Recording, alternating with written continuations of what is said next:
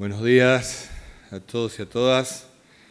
Vamos a proceder a brindar el parte informativo número 525, correspondiente al día 15 de agosto de 2021, Día de la Asunción de la Virgen, del Consejo de Atención Integral de la Emergencia COVID-19, doctor Enrique Servián, creado por decreto del Poder Ejecutivo Provincial número 100 del año 2020, ratificado por Ley 1697 de la Honorable Legislatura Provincial.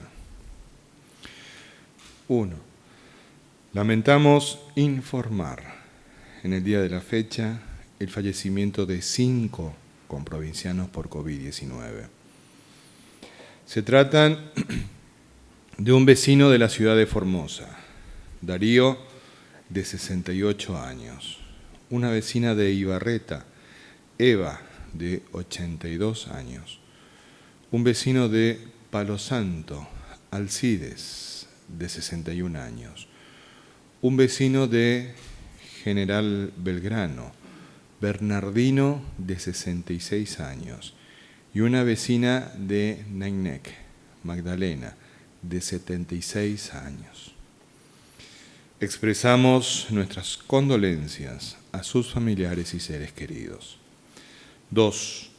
En las últimas 24 horas se han realizado 7.001 test de vigilancia y búsqueda activa de casos, arrojando 167 de ellos resultados positivos a coronavirus, lo que arroja un índice de positividad del 2,4% en personas de entre 1 año y 79 años de edad, correspondiendo estos casos positivos a Ciudad de Formosa, 40, Las Lomitas, 27, 14 casos en Tatané e Ibarreta, Laguna Yema, 11, Pozo del Tigre, 10, Pirané, 9, Herradura, 7, Comandante Fontana, 6, Palo Santo,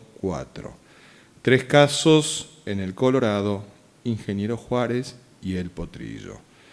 2 casos en Clorinda, Laguna Blanca, General Mansilla, Misión Tacaglé y San Martín 2. Y 1 caso en 7 Palmas, El Espinillo, Villafañe y 3 Lagunas. Asimismo, se verificaron 2 ingresos de casos positivos desde otras jurisdicciones, 1 desde la provincia de Entre Ríos y 1 desde la provincia de Corrientes. 3. En el día de la fecha se dará de alta médica a 306 pacientes recuperados que corresponden a 32 localidades. 4. Los datos acumulados de la provincia al día de hoy son los siguientes. Total de casos diagnosticados, 60.777. Total de pacientes recuperados, 56.760. Casos activos, 2.834. Fallecimientos por coronavirus, 1.127. Casos en tránsito con egreso de la provincia, 56. Cantidad de test realizados a la fecha, 976.419. Esto representa un 6,22% de positividad acumulada. 5. Los números de las últimas 24 horas relativos a la tarea preventiva que lleva adelante la policía en toda la provincia son los siguientes. Ingresos de camiones de carga, 490. Ingresos a la provincia, 843 vehículos y 1.989 personas. Control en la vía pública, 9.412 personas y 4.543 vehículos. infracciones. Un vehículo y 16 personas por incumplimiento de medidas sanitarias. Fiestas privadas intervenidas 12 y violación de aislamiento domiciliario de caso positivo 1. 6. Avanzando en la campaña de vacunación contra el COVID-19, informamos que ayer recibieron la segunda dosis de la vacuna Sputnik V las personas de las clases 1965 y anteriores residentes en la ciudad de Formosa. En el día de hoy se están vacunando en todo el territorio provincial a los adolescentes de 12 a 17 años con factores de riesgo que se hayan inscrito y fueran aprobadas sus inscripciones por las autoridades sanitarias para recibir la vacuna contra el COVID-19. 7. Con provincianos. En la última semana epidemiológica se han reportado 1.350 casos positivos a coronavirus en nuestra provincia, lo cual significa una reducción del 14% con respecto a la semana anterior. Asimismo, en la primera quincena del mes de agosto hemos lamentado 75 fallecimientos, que significan un descenso del 26% con respecto a los 15 días anteriores. En el Día de las Infancias es bueno recordar que además de brindar amor, contención y protección a niños y niñas en cada familia, también debemos resguardarlos de los riesgos que significa el COVID-19 en este tiempo de pandemia. La conducta responsable que protege a nuestra salud también protege a nuestras familias y en particular a nuestros niños y niñas, quienes merecen todo el esfuerzo que podamos realizar para su bienestar y desarrollo pleno. No bajemos los brazos, más unidos que nunca, más firmes que nunca. En Formosa no se rinde nadie. Este ha sido el parte informativo número 525 del Consejo de Atención Integral de la Emergencia COVID-19, doctor Enrique Servián. Y hoy domingo, Día de la Familia, como todos los domingos, nos acompaña nuestra compañera de trabajo, la doctora Claudia Rodríguez, para explicarnos la situación de la semana epidemiológica en nuestra provincia. Y lo hace no solamente con una perspectiva meramente técnica propia de una científica, sino también con una mirada de mujer y de mamá. Buenos días, doctora. Buenos días familia.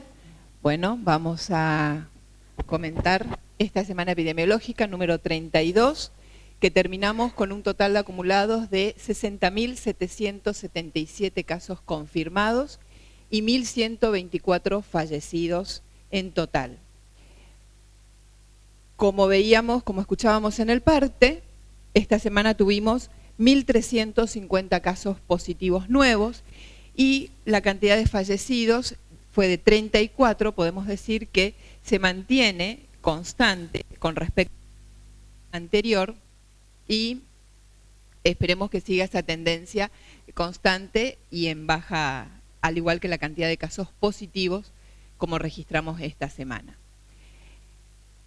Este es otro de los indicadores que habitualmente lo muestro para indicar cómo va bajando la cantidad de casos positivos.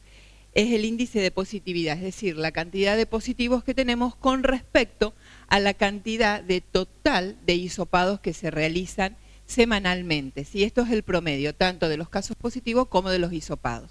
Las barras amarillas son la cantidad de hisopados semanales, ¿sí? Y podemos ver cómo fue aumentando en las últimas semanas la cantidad de hisopados que realizamos semanalmente y cómo va bajando la positividad. Esta semana fue del 3,1%, pero venimos observando un descenso marcado ya hace aproximadamente 6 semanas, de 5 a 6 semanas.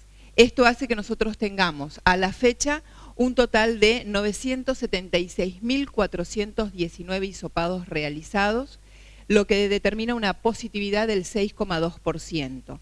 Y cuando nos referimos con respecto a la población, decimos que cada 100.000 habitantes tenemos 9.497 casos positivos. Los 1.350 casos que tuvimos esta semana los vamos a distribuir.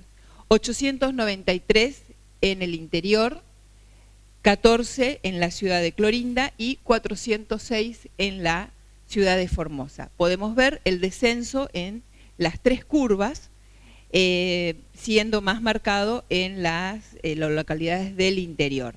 Formosa nuevamente registró un descenso con respecto a la semana anterior, que nos habíamos mantenido constante, y Clorinda, como siempre, fluctúa, pero ya dentro de una constante de 20, pasamos a 14 casos en esta semana.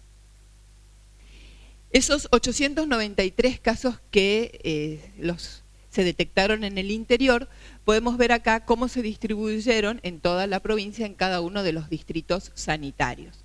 Hemos observado, ¿sí?, una baja en la cantidad totales de casos positivos, ¿sí?, como venimos observando en la curva, ya hace 4 semanas, 5 semanas que venimos en un descenso constante en todas las localidades del interior, pero no obstante hay algunos distritos que, si bien disminuyen, hay localidades puntualmente, que ahora después vamos a ver, son las que se mantienen con un aumento de casos.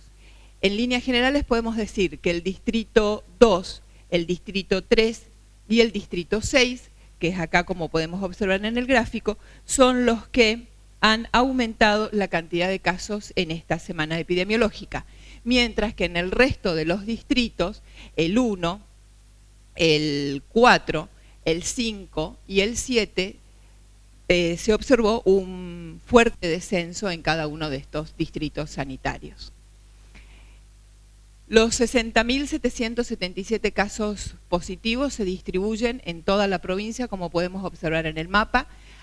Con respecto a la semana anterior, vamos observando que hay más localidades ya que no tienen casos activos, ¿sí?, que son los círculos amarillos, y podemos observar los puntos negros o los círculos negros son la cantidad de fallecidos por cada una de las localidades.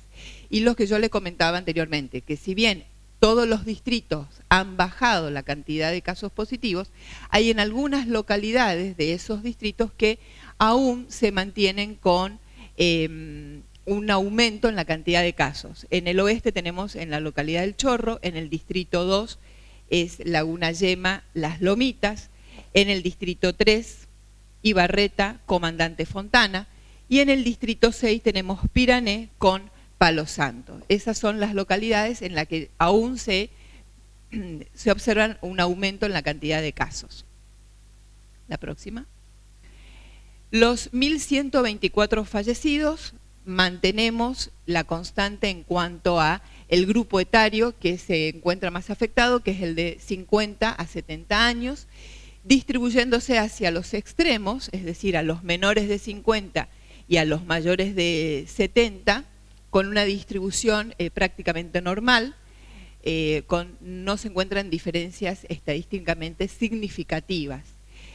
Siguen siendo los hombres los más afectados, el 62% y el 38% de las mujeres fueron fallecidas, la edad promedio de 63 años, la letalidad se mantiene constante ya hace mucho tiempo, hace por lo menos 6-7 semanas que mantenemos en el 1,8%, y una tasa de mortalidad de 175 fallecidos cada 100.000 habitantes, aumentó tan solo 5 puntos. Esperemos que esta tendencia, como decíamos al principio, en baja, se siga reflejando en las próximas semanas. En cuanto a la distribución total de los fallecidos en la capital de Formosa, en la ciudad de Formosa, tenemos la misma distribución que a nivel provincial, los grupos de 50 a 70 los más afectados. Clorinda no tuvo movimientos en esta semana porque no tuvo fallecidos y se ubica el mayor grupo entre los de 60 a 69 años. Y en el interior, si bien todavía se siguen observando la mayor cantidad de fallecidos en los grupos en los mayores de 60, los grupos menores van aumentando semanalmente.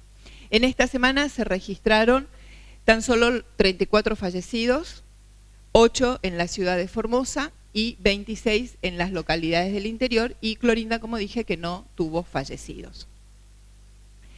Con respecto a la ciudad de Formosa, este era el mapa o el plano de la ciudad de la semana pasada, y en esta semana podemos ver que sigue siendo el barrio del centro el que tuvo la mayor cantidad de casos, y vemos que lentamente van disminuyendo la cantidad de casos en cada uno de los barrios, ¿sí? Porque estos círculos se van haciendo cada vez más pequeños porque van teniendo menos cantidad de casos, y la distribución en cuanto a barrios más o menos que de la semana anterior estamos prácticamente igual. El total de acumulados en la provincia, en la ciudad de Formosa, sigue siendo el barrio San Francisco con 1036 casos. Luego le sigue el República Argentina, en tercer lugar encontramos el Eva Perón, en cuarto lugar la Nueva Formosa, el Centro, perdón, y en quinto lugar la Nueva Formosa. La distribución en cuanto a la cantidad de casos acumulados por barrio no varía semanalmente, sube uno, baja otro, pero siempre se mantienen los mismos barrios con la mayor cantidad de casos acumulados. Es importante, como siempre digo y reitero, seguir cuidándonos entre todos, seguir con el uso del barbijo correctamente, que nos cubra bien la nariz, la boca, el distanciamiento social. Estos números que vamos obteniendo, estos logros, son de todos, ¿sí? Entonces es importante que nos sigamos cuidando, que nos sigamos respetando todas esas medidas sanitarias. Paralelamente va avanzando la vacunación con las segundas dosis, así que bueno, creo que el camino que hemos recorrido es muy importante. Ahora estamos con los ingresos ya a través de los colectivos y de los aviones, entonces se va a intensificar la vigilancia en los ingresos para justamente poder parar a tiempo si comienzan a aumentar los casos, de manera que no haya un impacto muy grande en la cantidad de casos positivos en la provincia. Y bueno, saludar a todos los niños de la provincia, que tengan un feliz y bendecido Día del Niño, y en particular a mis 2 niños que están en mi casa. Muchas gracias. Muchas gracias. En el Día de Niños y Niñas es una situación de extrema alegría lo que se están viviendo en todas las escuelas de nuestra provincia. En el interior y en capital se están repartiendo los juguetes, que son motivo de alegría de todos y todas. Nuestros niños y nuestras niñas merecen esa alegría. Mal que les pese a muchos que son los nietos de aquellos que destruyeron la Fundación Eva Perón, quemaron los juguetes que tenía, las frazadas, las ropas de cama, el mobiliario, la vajilla. Se robaron muchas cosas también entre ellos, pero bueno, son exactamente los mismos que destruyeron el plan Cunitas, y ahí los tenemos todavía dando vueltas. Nosotros preferimos siempre trabajar por nuestros únicos privilegiados, que son nuestros niños y niñas. La sonrisa de un niño y de una niña vale todo. Somos una gran familia y como tal nos importa mucho cómo se encuentran cada uno de nuestros comprovincianos que en este momento están cursando la enfermedad. Con esta información necesaria, solicitada, pedida, sensible, nuestro compañero de trabajo, el doctor Julián Emilio Vivolini, magíster en enfermedades tropicales e higiene. Doctor. Muchas gracias, buenos días, saludos a todos y a todas, feliz domingo, feliz Día del Niño Quería hacer mención, bueno, así como muy bien mostró la doctora, los números que están bajando, también obviamente acompaña el número de pacientes en terapia intensiva. Hoy tenemos 79 pacientes que están en la unidad de terapia intensiva, principalmente en los hospitales de la capital, en Clorinda también, pero principalmente aquí, donde está el Hospital Evita, el Hospital de Alta Complejidad, también el Hospital Central, por supuesto, pero principalmente el Hospital Evita, el cual ya está absorbiendo prácticamente a más del 90% de todos los casos que se van internando en ese lugar. De los 79 pacientes que están en terapia intensiva, hay 57 hoy tenemos con asistencia respiratoria mecánica, ¿sí? También es un número que va bajando, que eso va a ir reflejando posteriormente, obviamente. También se va a ir acompañando con el descenso en los números de fallecidos, porque obviamente estos pacientes, o sea, los pacientes que desarrollan coronavirus o evolucionan desfavorablemente, terminan en terapia intensiva, en respirador, y son los que tienen mayor posibilidad de fallecer. Así que hay una proyección que probablemente también eso empiece a descender más allá de los números que ya venimos anunciando. Así que dentro de todo es una buena noticia. Obviamente el impacto de la disminución de los casos, entre eso por las medidas tomadas del disminuir la circulación, y más obviamente el éxito de la vacunación, está permitiendo que esto baje los números. Pero no por ello hay que bajar los brazos. Siempre está potencialmente la posibilidad del ingreso a la Delta, que por suerte está demorada hoy día, todavía no ha estallado, entre comillas, en la circulación en Latinoamérica o en la Argentina, así que tenemos esa pequeña ventaja que nos va a permitir a seguir vacunándonos. Por lo tanto, aprovechemos este veranito, entre comillas, del descenso de casos y la ausencia del Delta para completar el esquema de vacuna. Vacunémonos todos y todas. Gracias. Muchas gracias, doctor. Agradecemos mucho la participación de todos y todas en las distintas plataformas de comunicación. Hubo un tema que ayer nos solicitaron de que lo profundicemos. En el día de ayer, nuestra compañera de trabajo, la doctora Cristina Mirazú, nos explicaba cuáles eran las medidas sanitarias para el ingreso a la provincia de Formosa, ahora que vamos a habilitar a partir del día de hoy el transporte de pasajeros, terrestre y también aéreo, cuyo primer vuelo está previsto para el día martes 17. Ustedes están viendo en este momento en la pantalla un código QR, esos cuadraditos, donde está la doctora Rodríguez, que casi nos la tapa la doctora Rodríguez. Ese código QR es un código que, si usted con el celular lo escanea, automáticamente lo va a llevar a la página de internet de Gobierno de Formosa para que pueda usted acceder al formulario que se debe llenar para el ingreso a la provincia de Formosa. Es la carga de la declaración jurada que se tiene que realizar para poder llenar el formulario. Entonces ahí usted con el teléfono escanea ese código QR y automáticamente le aparece el link hacia el formulario de ingreso de la declaración jurada de ingreso a la provincia en la página de internet de Formosa Gobar. Pero para profundizar este aspecto de los requisitos de ingreso a la provincia de Formosa, vamos a pedirle nuevamente a nuestra compañera de trabajo, la doctora Claudia Elizabeth Rodríguez, que por favor nos los explique. Doctora.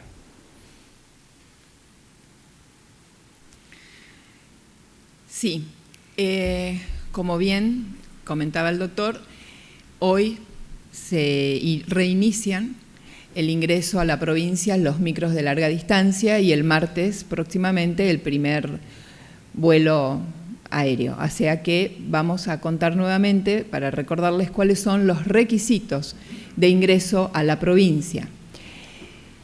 La persona que ingresa, toda persona que ingresa a la provincia, sea por vía terrestre o sea por vía aérea, debe presentar un test de PCR o un test rápido no detectable dentro de las 72 horas previas al ingreso. Y debe completar la declaración jurada con el consentimiento informado en el sitio, ahí está la página, la dirección de la página donde encuentran la declaración jurada y el consentimiento, y ahora, bueno, está el logo que lo pueden escanear directamente desde el celular. Esa declaración jurada, la copia de la declaración jurada y consentimiento debe imprimirse por duplicado. ¿Por qué? Porque una va a quedar para la policía, quien es que hace el reconocimiento de la persona y la firma de esa persona, y por otro lado, el duplicado le va a quedar a la persona que ingresa, donde se van a ir asentando los hisopados que se debe realizar, que son 3 hisopados. Un hisopado al ingreso, en el momento que ingresa a la provincia, se le hace un test rápido, luego un segundo hisopado de PCR al 5º día de ingreso, un tercer hisopado de PCR al 10º día.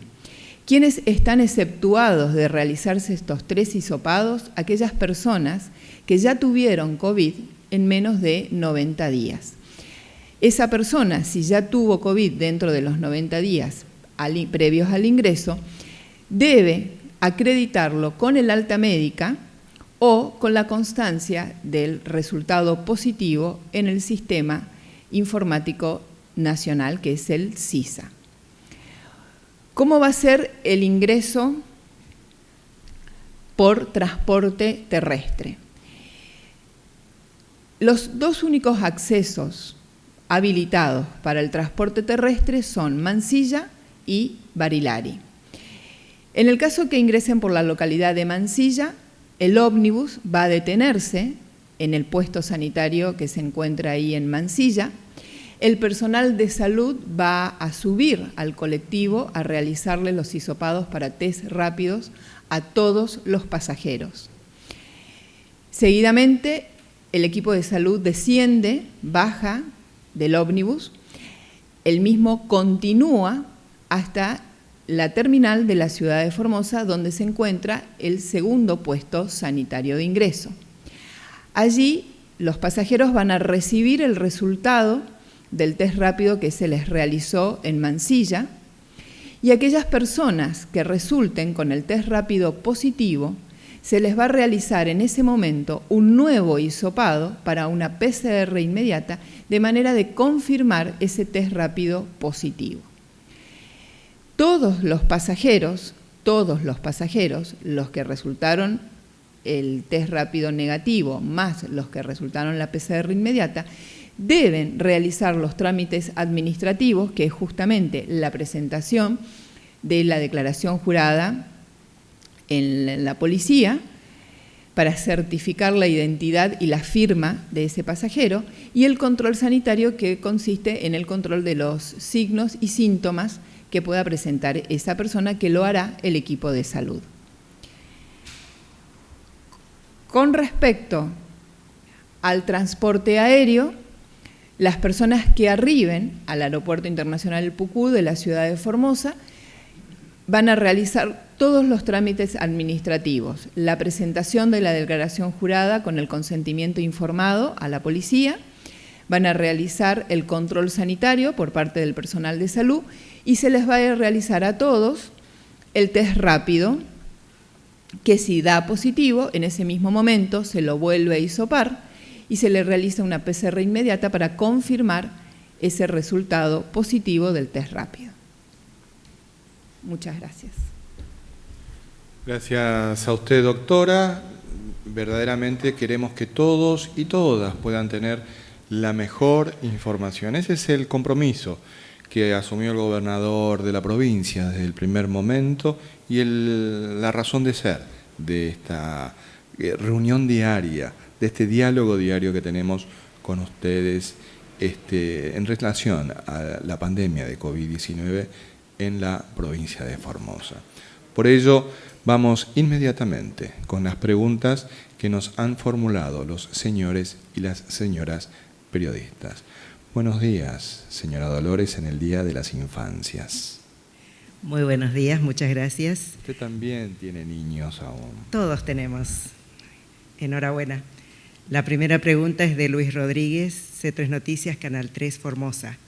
¿El descenso que se observa en la detección de casos en esta semana es el esperado? ¿Y a qué se puede atribuir? Y en relación a los fallecidos, ¿a qué se debe que el número aún se mantiene constante? Doctora Rodríguez, por favor. El descenso que estamos observando en los positivos es el esperable, porque bueno, todas las medidas sanitarias tienen su efecto y principalmente en este momento las vacunas, ¿sí? La vacunación que se está llevando a cabo, que ya se ha cumplido con la población objetivo, la primera dosis, y vamos rumbo al mismo camino con la segunda dosis. Eso se ve reflejado en la cantidad de casos positivos semanales que tenemos, y los fallecidos, si bien no es una baja importante, pero sí ya vamos observando un descenso, no tan brusco como lo digo, pero sí estamos en un descenso, en una constante, que todavía estamos esperando ver los efectos de las segundas dosis, de la aplicación de las segundas dosis en los grupos etarios menores. Siguiente pregunta, por favor. Esta pregunta es de Alfredo Escajadilla, Las Lomitas. En el informe de la doctora Rodríguez se mencionó el aumento de casos en la zona centro de la provincia. ¿A qué se debe esto, doctora? Principalmente en la región centro tenemos la mayoría de los casos. En Las Lomitas hubo un hecho particular en un grupo cerrado que se registraron la mayor cantidad de positivos en esta semana, y en el Distrito Sanitario 3 la mayoría son por contactos estrechos, ¿sí? Por ahí es porque, bueno, no se extreman las medidas, los contactos estrechos, las cuarentenas las hacen en domicilio, y bueno, el hecho de no extremar las medidas sanitarias, ¿sí?, en la casa hace que esto aumente la cantidad de casos que vamos viendo en el centro de la provincia. Siguiente pregunta, por favor. Esta es la última y es de Alicia Lucena, de La Informativa. Ministro González, aunque no le guste responder preguntas referidas a la política, ya que esta conferencia es para dar datos sobre la pandemia, debemos recurrir a usted para saber o escuchar las dos voces. Ayer usted dijo, no es tan así, como explicaron los abogados opositores y candidatos. Por eso van a recurrir a la Corte Suprema para pedir que Gildo Insfrán no sea reelecto y que la Constitución provincial no se aplique para una próxima reelección. ¿Existe esa posibilidad? Si puede clarificar para los que no somos abogados, ya que en su mayoría esta campaña está en modo abogado. Y verdaderamente está en modo abogado la campaña, porque así lo planteó la oposición el año pasado. Nosotros ya el año pasado habíamos avisorado de que la campaña electoral había arrancado. Había arrancado cuando existió una militancia anticuarentena, primero. Entonces convocaban a las grandes manifestaciones en todo el país, elegían fechas patrias para hacer esos actos masivos. Bueno, acá nunca fueron tan masivos, pues en la plaza eran bastante escasa la concurrencia, pero en otros lugares del país sí hubieron muy grandes movilizaciones de personas, provocando de esa manera la duplicación del contagio. Sí hubo acá una férrea campaña judicial. Entonces, en el ámbito judicial sí es en el ámbito de los abogados, y ahí es donde encontramos ese maridaje abominable en el que de un lado del mostrador había un un señor que ya avisoraba su situación de candidato a las elecciones del año pasado, del año siguiente, estamos hablando del 2020, porque así había hecho el cambio de domicilio en el año 2018, ya pensando en esta situación. Entonces, cada vez que uno conversa y habla, es muy interesante cómo le van contando uno cuestiones, ¿no? Como las visitas por la tarde que tenían en su público despacho dirigentes conspicuos, dirigentes de la oposición. Sería lindo conocer la lista de visitas. ¿Vieron que está de moda eso de pedir la lista de visitas? Bueno, sería bueno conocer quiénes lo visitaban al actual candidato en su público despacho cuando era juez. Y del otro lado del mostrador habían abogados, que también señalábamos nosotros, eran conspicuos dirigentes de la oposición. Y esa relación está fulminada en el Código de Ética de América Latina, de la Justicia, que es redactado por la Comisión Iberoamericana de Ética Judicial y que hemos tomado todos conocimientos. Verdaderamente es tremendo eso del fenómeno de la puerta giratoria.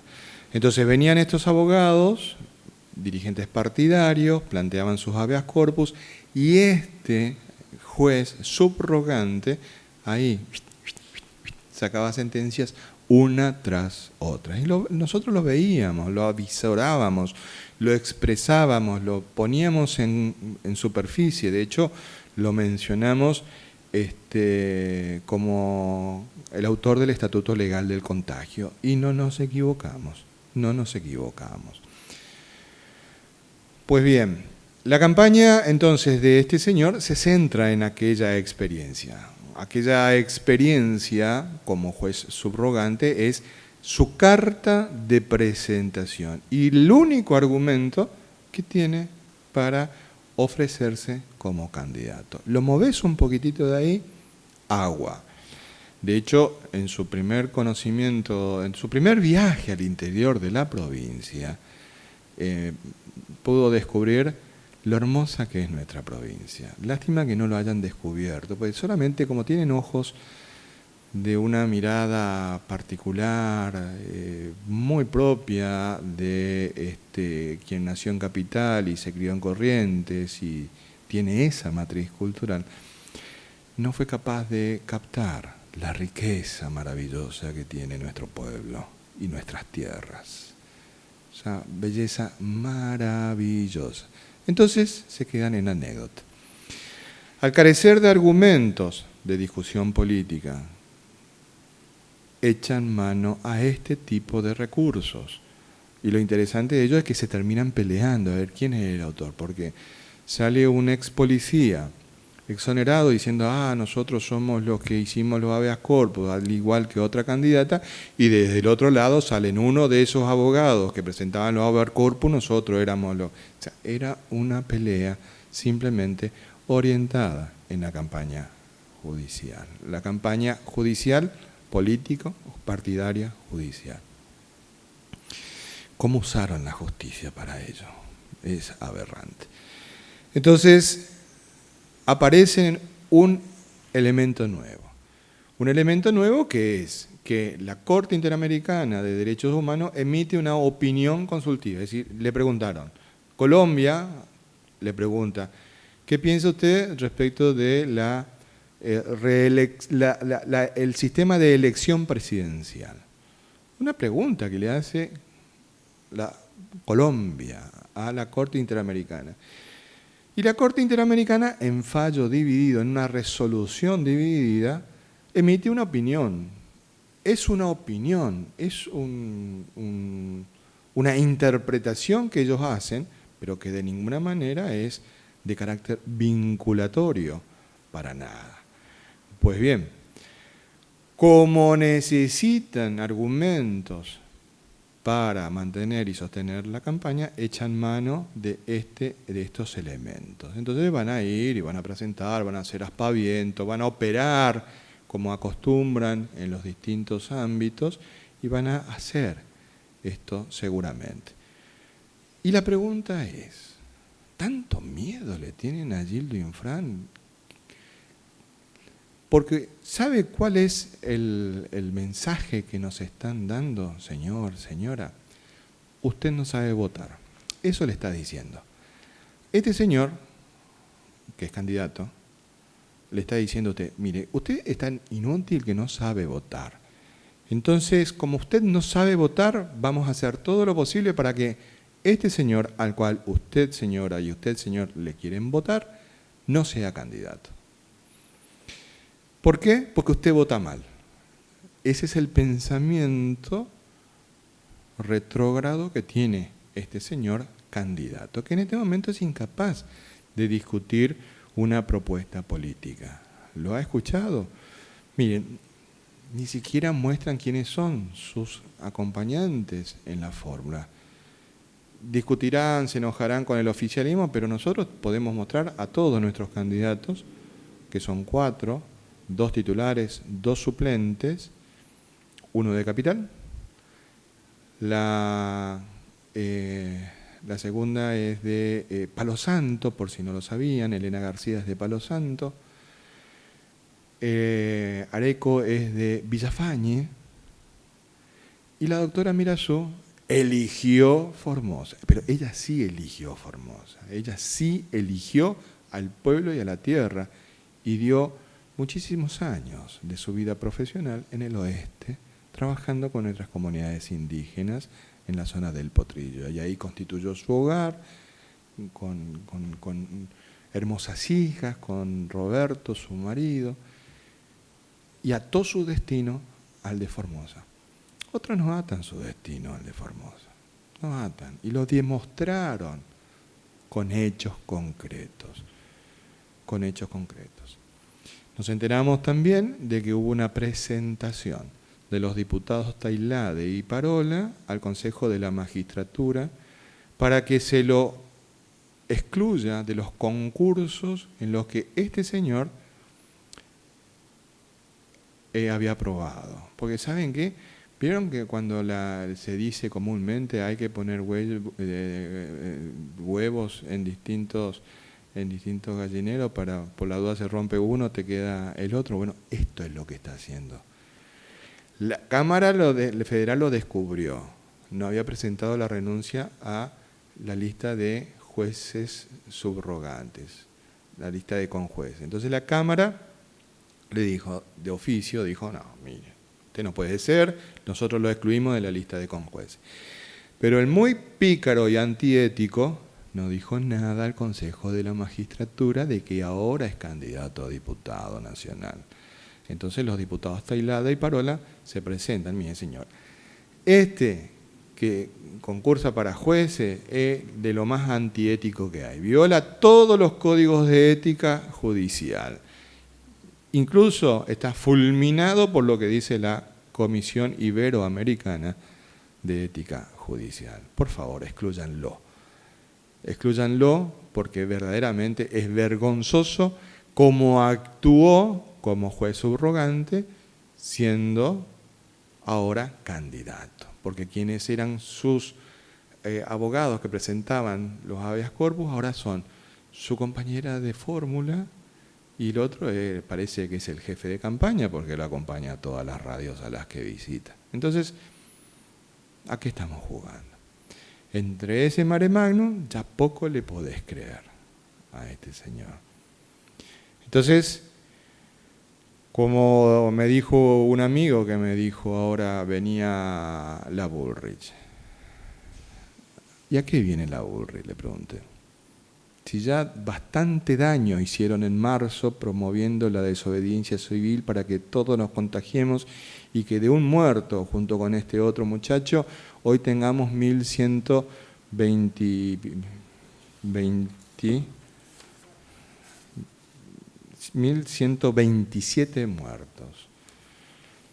Me dice, viene a darle apoyo a el candidato de Juntos por, no sé, por lo que son ahora. Ah, y diría el filósofo Osmar Amarilla, para eso era. Un candidato importado necesita los repuestos importados. Por eso tienen que importar la apoyatura desde afuera. ¿Qué más podemos decir? No me tiren más la lengua, por favor. Es suficiente. Como es domingo, Día de la Familia, vamos a una sola pregunta que nos formularon y que es importante conocerla, porque esta pregunta que nos la formula Romina Espósito es muy importante para que la contestemos hoy, el día de nuestros niños y niñas, ya que es una consulta de una mamá. Y dice así: muchos niños y niñas volvieron a tener síntomas de gripe común, por ahí tos, sin llegar a ser COVID-19. Y esto el año pasado no pasaba. ¿A qué se deben estas situaciones? ¿Podrían explicar? Porque en el caso de mi hijo volvió a tener esa congestión nasal que no tuvo el año pasado. Entonces, Romina, seguramente tu niño va a la escuela. Entonces vamos a pedirle al doctor Julián Vivolini, que hoy habló justamente de este tema en la reunión del Consejo de Atención Integral de la Emergencia COVID-19, doctor Enrique Servián. Doctor Julián, por favor. Sí, hay obviamente las infecciones respiratorias como resfríos, gripe, siempre existieron, fueron causadas por otros virus, como el virus de la influenza que causa la gripe, o virus sincitial respiratorio que también afecta a los niños principalmente, y hay otros, ¿sí? Adenovirus, parainfluenza, etc. Una serie de... También existía ya el coronavirus, pero no al cual conocemos actualmente, y que causaban estos cuadros de resfrío y estados gripal, tipo gripal. Todos estos virus se transmiten obviamente de persona a persona, y se da mucho más frecuente en invierno y, obviamente, principalmente en las escuelas, en los jardines de infantes, obviamente, porque los niños se juntan y antes que tengamos la pandemia nadie usaba barbijo, se lavaba poco las manos y el distanciamiento social no existía. Por lo tanto, había mucha circulación de esos virus en este grupo de personas. El año pasado, obviamente, no hubo clases presenciales, sí hubo clases, pero no presenciales.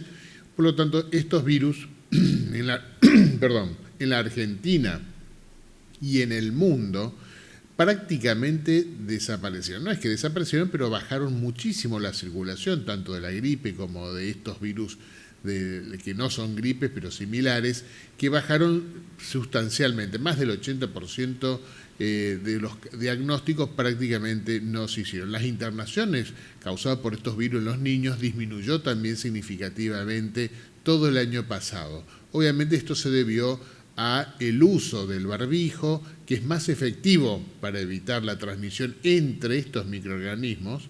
El lavado de manos también ayudó y el distanciamiento social, por supuesto.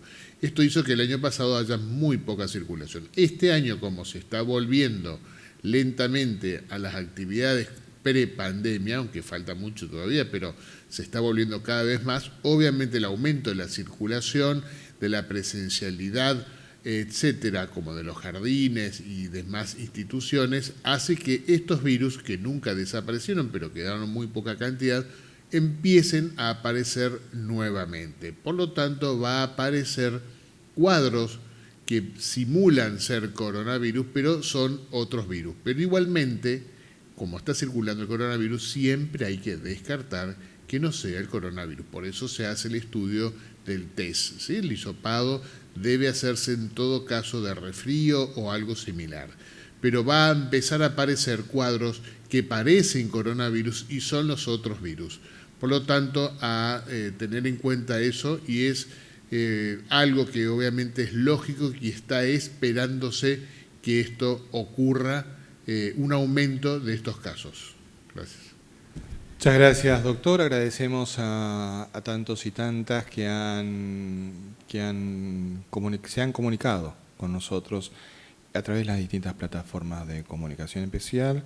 Le agradezco a la señora Ana, que sí, es así, es doloroso exponerlo como lo expuse, pero verdaderamente quien va a plantear esta cuestión ante la Corte Suprema de Justicia de impedir la posibilidad de que los formoseños tengamos la libertad de elegir a quien querramos como gobernador de la provincia, es quien está pensando de que usted no sabe votar.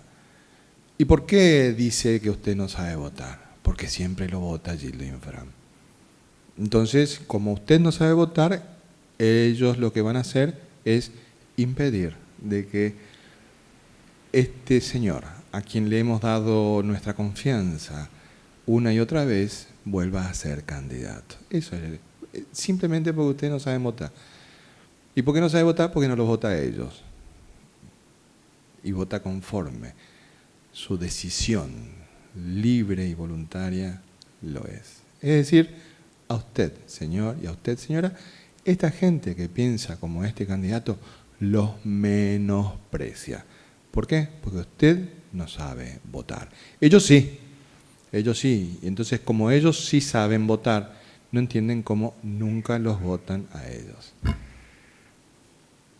Agradecemos la presencia de todos y todas. Los esperamos nuevamente mañana con una nueva conferencia de prensa. Y mañana es lunes, pero es feriado.